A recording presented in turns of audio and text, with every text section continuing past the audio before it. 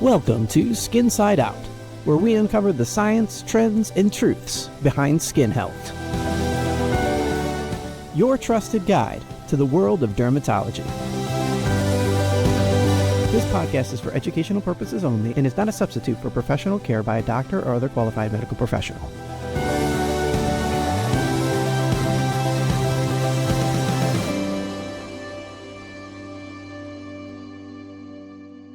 Welcome to Skin Side Out, where science meets beauty. I'm your host, Dr. Zain with Courtney. So today I thought we were going to do something a little fun, a little different. We're going to do some myth busting. How does that sound? I love that. All right. So what we're going to do is we received some statements from some of our followers, and we just wanted to, let you know whether we think it's a myth, it's a truth, and then give a little bit of explanation so you guys can learn something. Courtney made these beautiful little signs here, so we're going to be so crafty. I know, so cute. I love it. You want to test it out? Yeah, let's go ahead. All right. Myth or truth? Dr. Zain is the handsomest dermatologist you ever worked with. Myth. All right, let's get right into it. So let's start off with, and the questions will be on the screen, and these are questions that we haven't seen yet, so we're going to answer on the fly. So minoxidil can cause hair shedding. Oh, yeah. Got you. So minoxidil can cause hair shedding. So minoxidil is the key ingredient in Rogaine, originally a blood pressure medication, but we often use it in dermatology to help with regrowing hair. And it is a great medication. It works really well for androgenetic alopecia. However, you can experience initial hair shedding. So why do we get that hair shedding? Usually we see it because those hairs essentially were going to fall out anyways. And so what's happening is while that new hair is being stimulated and you're getting that shedding effect, it can be a little frightening sometimes. But those hairs were going to shed out anyways. And the minoxidil is essentially just making that occur faster. Yeah. And just to kind of educate, so there are 3 phases of the hair growth cycle: anagen, catagen, and telogen. So 85% of your hair approximately is in that anagen phase. And then there is the catagen and telogen phases afterwards that lead to shedding. So when minoxidil works, it's almost sinking all the hairs to go into the same growth phase. So things that were going to naturally shed anyway in the next several weeks to months, it just gets prematurely pushed out so those new hairs can come in.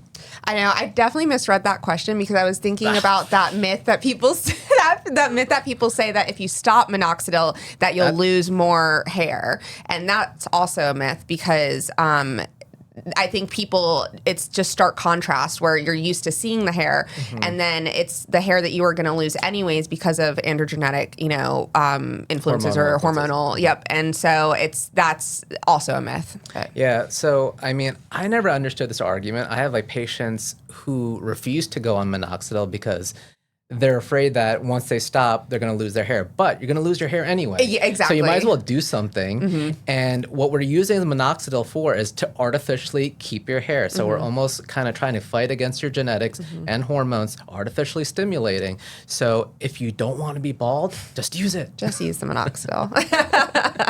All right. So sunscreen causes cancer. Get out of here. Let me tell you, I hate. And I think we've seen this resurgence of this natural, yada, yada, but even if you're looking at chemical sunscreen and you're looking at the studies that they done, and even regardless of the cancer, some people will say it will change your hormones or stuff like that. And it was a crazy amount of time and a crazy amount of sunscreen. So I just think it's not realistic when you think about how much you're applying sunscreen in your day-to-day life. Yeah, and rodent studies from the past, the surface area to sunscreen ratio, it just doesn't translate into real life. And we know that UV light is a carcinogen. We know that. There is so much scientific evidence. I'm a Mohs surgeon. I operate on skin cancer every day, and we know that that is a truth. Whether these chemical filters potentially cause any skin cancer, we don't know that. And we actually have done many studies, and nothing has proven that. So if I'm going to go with a bet, I'm going to go with protecting myself because I know I'm protecting myself from a known carcinogen. And all this false information and, misguided, false media that I think we see all the time. I think that patients are getting their information from the wrong sources and they're just opting not to protect themselves and they may get skin cancer in the future. And if you're worried about it, just use zinc. Zinc we use on babies. We use, right? Desitin, that's zinc oxide. So I mean, it's an inert mineral. We need it in our bodies, so it can't be bad for us. So I do think that it's a little misguided, some of these claims that people make. Yeah. It's funny. I will hear people say like, well, I make my own sunscreen with please. With what testing? With what testing, like coconut oil, which is going to probably make you burn, it's just so crazy. I mean, just to test SPF, I mean, it's a process and we're actually testing at different levels the amount of time it takes with exposure to UV light in order to get a sunburn. Yeah. And I don't know, any of those people are doing those DIY sunscreen, doing any of those studies. And on top of that, it has to be regulated by the FDA. There are stringent rules that need to be satisfied for it to be approved for public safety. Yeah, 100%. So next one is you need sun exposure to get vitamin D. Myth. So I think this comes from, people being vitamin D deficient. And I think that's such a real common problem, especially in our darker skin types. We see that. But and you'll hear people say, well, like, oh, you just need to go in the sun for 15 minutes unprotected a day. There are so many foods that you can get that vitamin D and those nutrients from that you don't need to put yourself at risk with the sun. You can get those elsewhere. Yeah, and oral supplementation. What's wrong with that? So you can get your vitamin D sufficiently from supplements and from your diet. You don't have to get sun exposure. Yes, you can get vitamin D production with UV exposure, but you're also potentially getting skin cancer. Yeah. So I'd rather go the safer route. Yeah. Plus, they just make so many vitamin D like supplements now. You can take a gummy if you don't want to swallow a pill. Like it's so easy. Much rather. And to be honest, like just with society nowadays, a lot of people are just indoors more. They're working from home. I don't see kids playing out as much. So the amount of vitamin D that you would need to get from sun exposure is so high that you are putting yourself at risk for skin cancer down the road. Yeah, exactly. Okay, keeping your wound moist and covered is optimal for healing. That's the truth. That's the truth. And as a dermatologic surgeon, I am really big on this because a lot of my patients are almost trying to tell me that they need to air it out for it to heal better. But we know through a lot of studies, especially in the wound care literature, that moist wounds heal faster. Yeah, my grandma was under that impression when she got her Mohs surgery up in New York a couple months ago. And I remember, talking to her after she had it done. And I said, okay, well, make sure, you're keeping it covered. And she goes, well, I just need to air it out so it can dry up and scab up and flake off. And I'm like, no. And, of course, it's right in the center of her forehead. Yeah. I'm like, you will have a worse scar if you do that. You just need to keep it well moisturized. Did she listen to you? No, of course not. And that's okay. It healed up, but she's 90, so I don't think she's too concerned about the scar. And there is a difference between moist and excessively moist, right? So you don't want the wound to be like in puddles of like liquid and, it needs, it doesn't need to be in a sweltering, like moist puddle. Like, I don't know how else to describe it. So people think like they need to like douse it and it's like dripping. Yeah, it's like oozing. Yeah, that's not what you nasty. want. Just a thin layer. That's all that's needed. Aquaphor and Vaseline are great. You do not need to do anything more fancy than that because your wounds will heal. Yeah, you do not need Neosporin. That should have also been on there. Yeah. The skin is the largest organ of the body. This is the truth. By sheer weight, it is the largest organ of the body. It has the highest surface area. It is remarkable because it is our barrier and our safety net from the environment. So it has a lot of different functions. So people tend to think that, skin really isn't doing much for us, but it really is protecting us. It's regulating metabolism. It's, producing vitamins such as vitamin D. It is also responsible for, just being able to excrete certain, materials that we are like toxins and waste products too. Yeah. Just getting a picture of how ugly we would all look without our skin. Yeah. Just like muscles and meat. Okay. Your hair grows back thicker after shaving. So this is a big old wives' tale. This is I hear this all the time from my laser hair patients because when they get laser hair, the hair needs to be shaved. So very frequently they'll say, well, if I shave, let's say we're treating that, if I shave my legs, won't it come back thicker? No, it won't. The reason people think that is because once you shave, then you have that new hair coming in and it's looking thicker from that end of the hair shaft, essentially. Yeah. And so the hair will not come back thicker. Shave.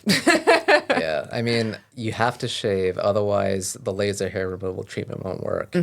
Otherwise, the light energy will focus on the actual hair shaft instead of at that hair bulb where we really need to target those germinal cells that produce hair. Yeah, and it can put you at risk of burning, with too much heat being on the hair itself and not so much on the follicle. It creates more heat on the skin, which can, put you at risk for burning. So for women, like when they're shaving their faces, you can pretty much assure them they're not going to get thicker hair there. It's just the caliber of their hair, the density, and just the diameter of that shaft is what we're seeing when you're shaved down. Exactly. It's a little thicker there. And, there are benefits to shaving, right? So we know that shaving is a form of exfoliation. That's why men tend to have a little bit more youthful looking skin, that especially those who shave. So that's something that we know. You do a lot of dermaplaning, and that exfoliation does help with cell renewal, helps to exfoliate those dead skin cells, and really helps to stimulate some collagen production. Yeah, it helps your products work better. And for women, I mean, it just helps with the appearance when you apply makeup. I hear that all the time from my patients. That's their favorite part of the dermaplaning, just being able to have like that smooth, kind of filtered look. So yeah, big fan. Okay. Blue light from screens can affect your skin. So this is kind of crazy because we are always in front of screens these days, right? So from our cell phones to computers to iPads. So what does blue light do to our skin? It can, have similar, I say this lightly, but it can have similar effects to like UV in the sense, for example, our melasma patients, we can actually see like a worsening of their melasma from that chronic blue light use. So it can damage some of like the cells within the skin essentially. And so that's why it's so important to wear your sunscreen every day. Even when people say, oh, well, I don't go outside. Well, are you sitting in front of your computer every day? Are you on your phone? 100%. And, with blue light, there can be benefits to it as well. We use it in dermatology for certain procedures. However, with that chronic blue light exposure, it can lead to premature aging. It can worsen melasma, which is that hyperpigmentation. That can be one of the stimuli in addition to heat. So we often recommend using tinted mineral sunscreens to help protect you from that, because the iron oxide in those tinted sunscreens actually protect you from blue light and from heat. So that's why I'm a big proponent of using those tinted sunscreens for our melasma patients. And in general, it just offers more protection. Yeah, I think a lot of people will be surprised to find that out because that's just not something we think about day to day. Yeah, and cosmetically, I think it looks really good. It like blends in with your skin, gives you a little bit of a nice glow. So yeah, I like it. Yeah, big fan. All right, everyone has mites on their skin. Gross. Nasty, but it's true. So our good pal, the Demon X mite, is one of the most famous mites, but we have mites all over our skin. And these mites usually are just, very passive, inhabitants of our skin, but some of them do cause inflammation, especially in our rosacea patients. So we see Demodex leading to rosacea and flares. And, mites in themselves are normal. It's part of our normal skin flora, but, when there's an imbalance, just like with anything, like with yeast or bacteria, we can get problems. Yeah, if you want to sleep at night, definitely do not Google Demodex mites. They're kind of ugly. Oh, I think they're adorable. Please. You next you're going to say scabies are cute. Oh, they are cute. I don't want them. Yeah. Warm water opens pores and cold water closes them. Yes. Myth. All right, so tell us about pores.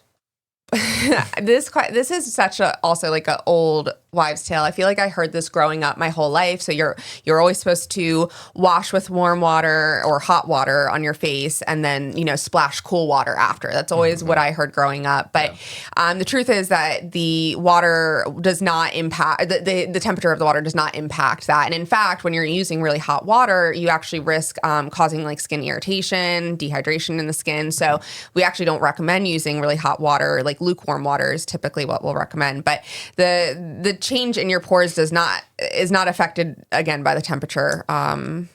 Pores are a natural structure of your skin, right? So that's kind of where we have these openings from the skin, from the dermis, epidermis, into the environment, right? So sweat and other, like sebum, things like that get excreted. Pores do not change, their size do not change. So contrary to what people think, oh, I have really enlarged pores, what can I do to improve them? You really can't change the size of the pore. You can maybe minimize the appearance of it, but it's really not changing the structure. A lot of it's genetically predetermined. So just wanted to put that out there. Yeah, and it's definitely going to be more, procedural. It's not going to be hot and cold water that's going to make that difference in the appearance. And I have a question for you as an esthetician. Why do you use the steamer then? I honestly use it just to help soften the skin when I'm doing extractions. Okay. And I don't know, I think it also just feels nice. Like It does feel nice, I love the steam. I just think it's very relaxing, and especially in like the allergy season months, like when people are a little congested or like during like December, I just think it's a nice touch. But yeah, it's not really doing much. I think it's a lot of fluff. But it's a nice experience. Don't get me wrong, but I don't think it's doing much for your pores or anything like that. Yeah. I throw it on for like 2 minutes and then I'm like, all right, that's enough. Let's get going. All right. Melanomas can sometimes lack pigment. True. And these are the scariest of melanomas, in my opinion, because they can look very similar to just normal moles or other benign growths. And it's very subtle differences or symptoms that you have to be really in tune to. Every now and again, I do see an amelanotic melanoma. These are melanomas that do not have the classic pigment with, the irregular borders and the different colors. So it is really important to see a board-certified dermatologist who's really skilled at the nuances, because an amelanotic melanoma can go undetected and it could be fatal. Yeah. Yeah. Those definitely are the scariest ones. They just, when you see, pictures of them, you're just like, gosh, that's so scary. It is so scary. Like, what made you buy out, so. Yeah. And, always listen to your patients. Yeah. I always say that they're telling you something, clues, if it popped up recently, if it's having symptoms. I have a low threshold for just biopsying because there's something not right. The patient has noticed it. I think it's much better to be safe than sorry. I agree. And I was just about to say, as patients, it's so important to advocate for yourself, because your gut feelings will tell you. I had an atypical mole on my arm years ago, and actually I worked with a dermatologist, and I told her, I said, I really think this mole needs to be biopsied. And she looked at it and was like, no, it's fine. And ended up being severely atypical. And, you just got to listen to your gut, and you really got to advocate for yourself. Absolutely. Yeah. Darker skin types don't need to wear sunscreen. I hope we all know the answer to this. It's so important. And, we've touched on this before, but for so long, we only had these cosmetically unelegant sunscreens that were really pasty and really, thick and would turn people of color, kind of that grayish color. And so I think that paired with the stigma of just, oh, well, I don't burn in the sun, so I don't need sunscreen, really created this adversity to sunscreen. But, we're finding more and more each day. I mean, it doesn't matter skin color. You can get skin cancer. And then even just from a cosmetic standpoint on worsening of hyperpigmentation, acne, if you're trying to get those marks to disappear faster, sunscreen. So we're finding out, more and more that this is so true. Yeah, absolutely. So younger Zain, I will admit, did not believe that he needed sunscreen until he got sunburned in Greece one year. So, I was always out in the sun when I was a kid, swimming, playing sports, just being outside. And I would just tan. I would never burn. And that's just what I thought. I mean, I didn't need sunscreen. And then, I was backpacking through Europe when I was in college. And I was on a beach in Greece. It was really hot. Sun was crazy intense. And I actually burned. And after that moment, then I realized, oh, maybe I do need to wear sunscreen. And of course, as I went through my medical training and education, I've been wearing sunscreen ever since residency. I can't even imagine going without sunscreen. So I always tell my patients, especially with skin of color, that it is a must. And even if you have darker skin types, you are not immune from developing skin cancer. I have had patients with, type 6 skin with skin cancer. So it does happen to all skin types, and, no one is immune. Yeah, 100%. Sugar in diet can lead to acne breakouts. So,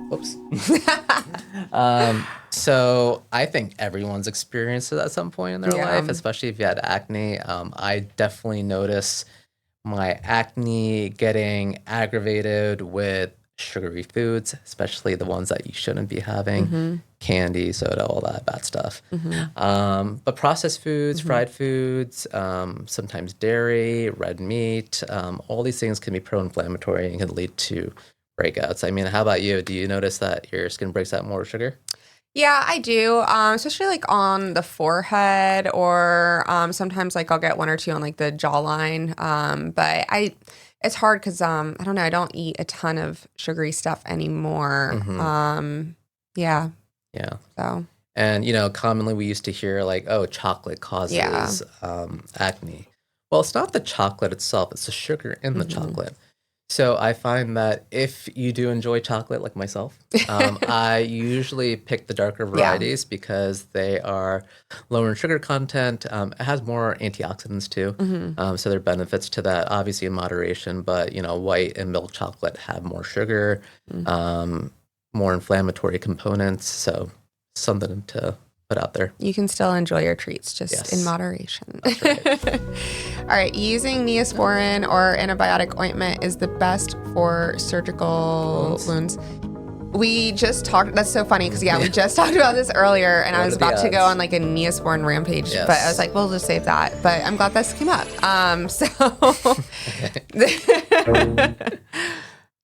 Wait, is the best? Oh, sorry. I was like, wait a minute. Read that wrong. You confused me. Yeah.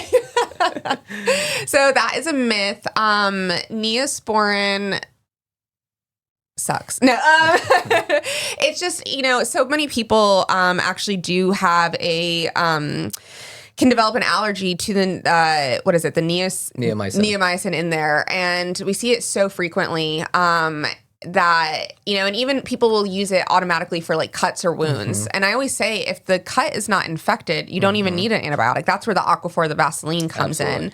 So I think the Neosporin is overkill. And if you're getting like a surgical treatment or even a biopsy and you are concerned about, potential infection, that's when you should be asking your provider for a topical antibiotic prescription. We usually use mupirocin, but Neosporin is, Yeah, and bacitracin is another common one, and that you can also develop allergies to.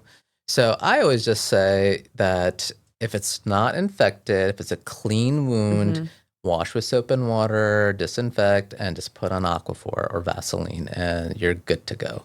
And just keep it moist. Yeah. And I want to add on to this the hydrogen peroxide, because a lot of my older patients love hydrogen peroxide. And I'm like, you do not need to hydrogen peroxide your wound every single day. It will affect the natural flora of the wound too. And it's just, you just don't need to do that. Yeah, I like the hydrogen peroxide for cleaning up bloody messes. Yeah. Cleaning up that blood and kind of initially like cleaning the wound, but after that, every day is no, it's really harsh. Yeah. Natural and clean skincare products are better for your skin. What is natural skincare? Ugh. I want you to go on your rampage.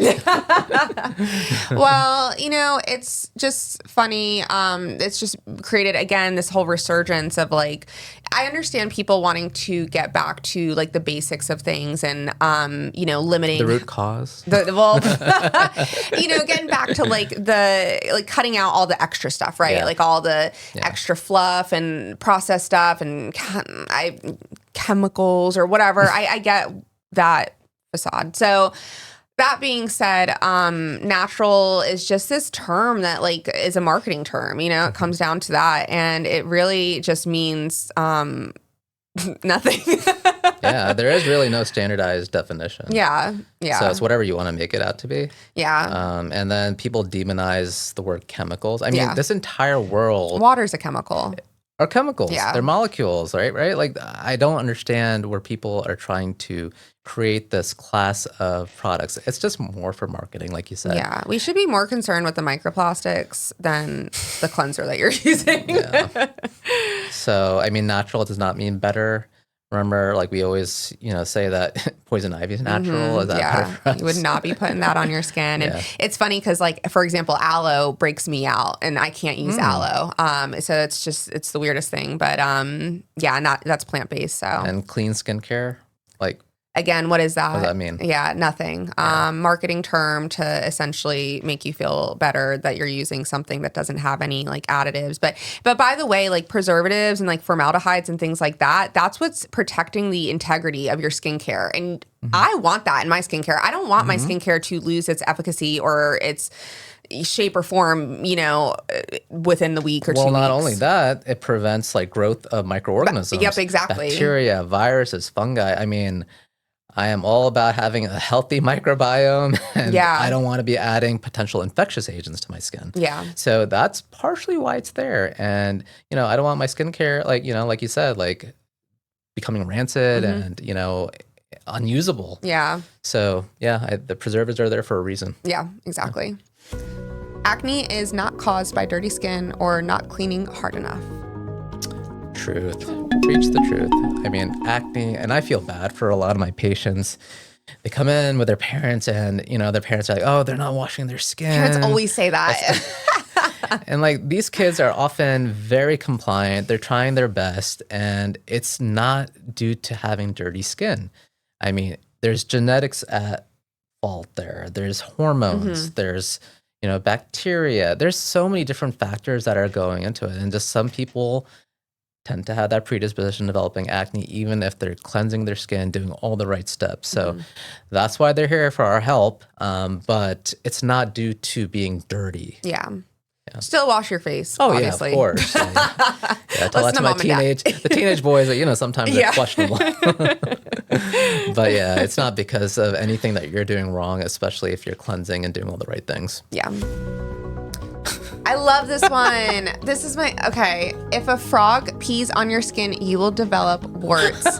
This is crazy, but people believe that. Oh, sorry.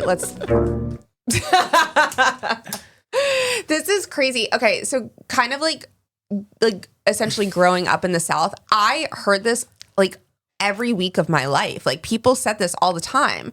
And okay, what is a wart? A wart is a virus. So you can get warts through, they are contagious and you can get them very frequently. We see people getting them from the gym, the pool. So really like hot, like moistured environments are where you're getting those warts from. But frog's pee does not have the virus in it. What virus causes it? HPV. What is the H in HPV? Human. So Does it say frog? Papillomavirus? I didn't put two and two together, but yeah, I'm like, maybe the frog could get HPV and then it pees on you and then I don't know, but no, there's no frog papillomavirus. It's crazy. Yeah, I don't know what's up with frogs, like kissing a frog and like, peeing and all that stuff. But I've never seen so many frogs in my life until I moved to North Carolina. Like literally, I probably have seen maybe like 2 frogs in my life. And then here, like I see a frog every other day. Yeah. And they're like hopping around, like just chilling in my backyard. And fun fact, frogs can pee. We had to Google that one earlier. They do pee. Yeah. Okay. So. Interesting. But they won't cause warts. Moving on. Men have thicker and oilier skin than women. True. So it is true. Men have typically thicker skin. Physically, not emotionally. That's probably right. And we do have oilier skin. So this translates into few anatomical differences that we see. So with oilier skin, that's why men tend to have more youthful looking skin. So oil actually can help with preserving youth. And that's maybe a reason why men tend to age a little slower. Especially, after females go through menopause, there's a dramatic shift as, the estrogen and other hormones, change. Their skin is less oily, they dry out. Men tend to preserve that a little bit more. Yeah, and that's why, sometimes with my male patients, I'll tailor their treatments a little bit differently, especially facials or chemical peels, because I know that they can handle certain things, higher percents on glycolic or whatnot. So yeah, I mean, that is a key difference in how we treat our patients too. Men and women's skin are different, so we do have to make some alterations to, help them achieve their skincare goals. Yep. Only teenagers get acne. Myth. And all right, we see adult acne patients every day, like every day. And for some people, they'll tell us, I never had acne in high school or growing up, but I'm 40 years old and I'm getting acne now. And it's very common. Yeah. Very common. Like you were saying earlier, so many things play a part of that acne, whether it's, hormones, genetics, environmental factors, what you're, eating. So it can affect any age. I mean, I've seen like 60 and 70-year-olds with acne and, I mean, I still break out, occasionally, especially with stress or, dietary changes. I mean, we all encounter stress. Stress leads to cortisol increases, which can lead to, hormonal breakouts. And then especially with women, there's so many different fluctuations that happen: pregnancy, perimenopause, menopause. I mean, we just constantly see these, complex changes happen and they affect your skin. Yeah. Topical retinoids thin your skin. Au contraire. Actually, it helps to thicken the skin by building collagen. So, where does this myth stem from? Here's where I think it stems from. I think it stems from when people use retinoids, especially previously. I mean, now we have so many cosmetically elegant retinoids that are not inducing that inflammation and the irritation. But I think people associated that irritation with like thinning of the skin because people would get like kind of dry and flaky and they think, oh, it's destroying like my, layer of my skin. And so I think that's where that comes from. So I think it comes from, the stratum corneum, which is the outer layer of dead skin cells, like at the surface. Retinoids help to, improve the cell turnover and tend to help with exfoliation. So that layer is actually thinner, but it's not a live layer. Your actually epidermis is getting thicker with the retinoids being used, because it has a lot of complex interplay on the skin cells, also has some activity with the dermis as well. So all of those components are becoming more active. The top dead layer is becoming thinner. That's why, we tend to have a little bit more sensitivity to the sun. You don't have those dead skin cells on top of there as well. Yeah, it's increasing cellular turnover, which is what you want, but it's not thinning the skin. Yeah. Most skin aging is caused by the sun, not genetics. Good. Yeah, so this is interesting. A lot of people think, I have great skin because my grandma had incredible skin, same with my parents, but a lot of their skin habits were due to sun protection measures, right? So I really think I would say like 80 to 85% of the aging that we see is from the sun. I think when I was in aesthetic school, I think there's actually like a study that is like a true percentage. I remember it being like 80. It's very high. Yeah. So and sun damage, like it manifests as like sunspots, wrinkles, dyspigmentation, textured skin. Yeah. All these things play a role. So the sun really does a number on your skin. That's why your best beauty skincare tip is to use your sunscreen. There's nothing that beats it. Yeah. Skin irritation and sensitivity is a sign that your skincare is working. False. Myth. So if it's burning, it's working. I hate that. Yeah, me too. And it's just telling you that there is an irritant, a chemical irritant that's bothering your skin and you're becoming sensitive. Does not mean that it is working better. Does not mean that it is causing any benefit to your skin. It could be disrupting your skin barrier, right? Yeah. So my classic example is, the St. Ives apricot scrub. Oh man, what a terrible PTSD. Yes.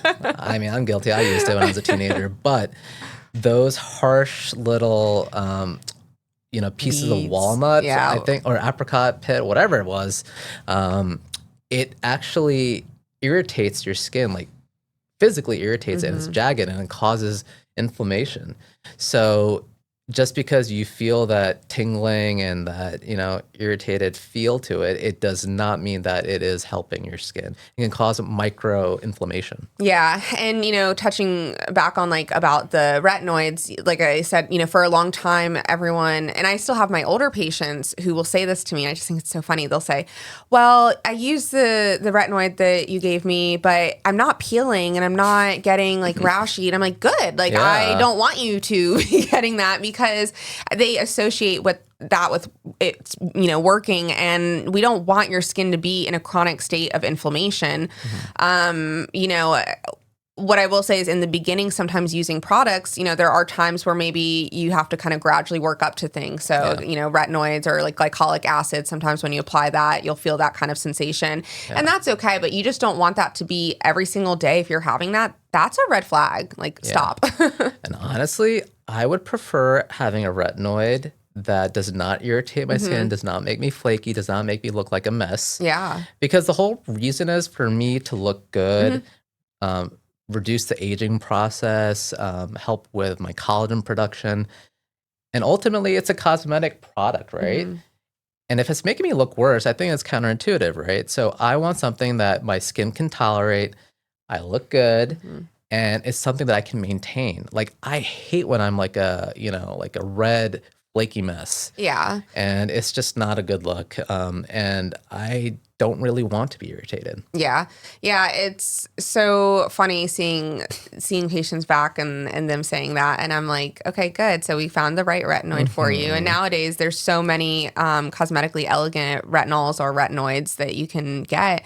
In our office, we have one that's compounded with hyaluronic acid and niacinamide. So, it combats that dryness that people may experience. Yeah. But again, you sometimes can have a little bit of irritation in the beginning. So you want to just make sure that you can mitigate that. Yeah. Cool. Yeah.